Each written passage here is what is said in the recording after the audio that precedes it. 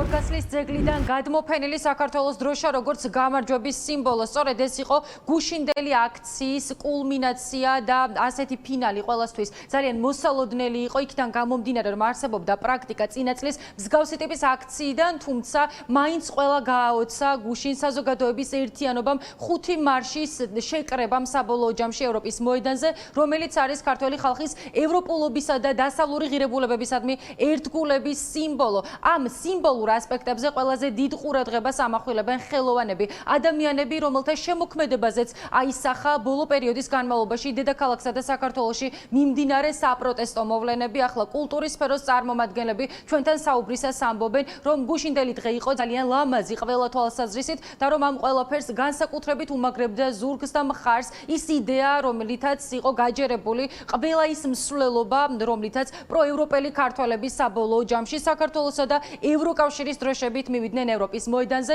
და კიდევ ერთხელ გაუსვეს ხაზი იმას, რომ ჩვენი ქვეყნის ძირითადი და მთავარი არჩევანი არის ევროპა, რომელიც ყოველთვის იდგა საქართველოს გვერდით, რომელიც დღესაც მხარს უჭერს ქართულ ხალხს და რომელიც ძალიან კარგად იაზრებს და აცნობიერებს, რომ ქართული ოცნება და პროდასავლელი ქართველი ხალხი ერთმანეთისაგან ღირებულებების თვალსაზრისით რადიკალურად განსხვავდება. მივიღეთ ძალიან სერიოზული, ჰარმონიული, ასეთ სისტემური ქმედება, საპროტესტო ქმედება, რომლის შედეგიც გუშინდელი ეს არაჩვეულებრივი აქცია იყო და მართლაც როგორ გაიჟღერა არაჩვეულებრივად, თქვათ იგივე, თქვათ გამოსვლელები როგორ იყო გააზრებული ყველაფერი და დაგვირგვინდა ჩემთვის ძალიან მნიშვნელოვანი რაღაცით გორგასლის განაგებაზე, სწორედ გორგასლიანი დროშის აღმართვით. ამ დროშას ჩვენ ხო ვიცნობთ, როგორც გორგასლიან, თითქოს თავის თავს, თავის მამას, თავის საწყეს უბრუნდება, ეს სიმბოლური აქტია და ძალიან მნიშვნელოვანია. ყოველ დღე ყველა რესპონდენტი თითქმის ერთი და იგივეს ვიმეორებთ და ოღონდ ეს სიტყვები არ გაცვდება, რადგან ეს არის ჩვენთვის ამ ქვეყანაში მაცხოვრებელი ადამიანებისთვის სასიხლორცოდ მნიშვნელოვანი რა. უკეთესი ცხოვრება, უკეთესი ცხოვრების ხარისხი, დაცულობა, მშვიდობა და ეს ყველაფერი მიდის სადამდე. მიდის იმ პროცესამდე, რასაც ქვია ევროატლანტიკური ჩვენი სწრაფვა.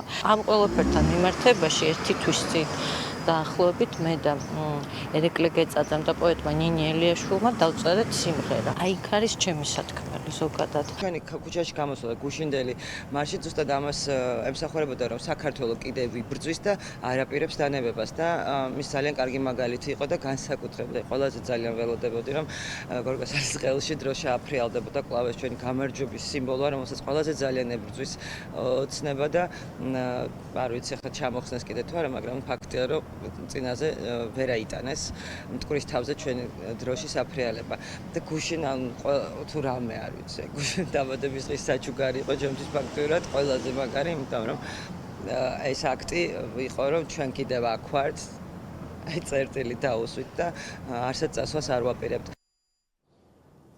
რესპუბლიკის მოედანი, მარჯანიშვილის მოედანი, პარლამენტის, საზოგადოებრივი მაუწყებლისა და ავლაბრის მეტროს მიმდებარე ტერიტორიები.